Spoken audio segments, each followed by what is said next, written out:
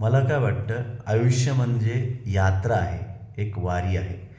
जन्मापासून मृत्यूपर्यंत, सुखापासून दुःखापर्यंत, मोहापासून मोक्षापर्यंत, दोस्त, सगे, सोयरे, नातीगोती यापासून ते स्मशानापर्यंत ही सगळी जर्नी म्हणजे एक यात्रा आहे. आणि प्रत्येक माणसाने चालतं राहिलं पाहिजे प्रत्येक ठिकाणी. आपल्या मनाने, डोक्याने, हृदयाने, संपूर्ण देहाने माणसांनी यात्रेकरू सारखं राहिलं पाहिजे. आणि प्रत्येक वेळी एका गोष्टीचं भान ठेवलं पाहिजे की या जगावर आपण केवळ एक यात्री आहोत. आपला प्रवास कुठून तरी सुरू झालेला आहे आणि कुठेतरी थांबणार आहे.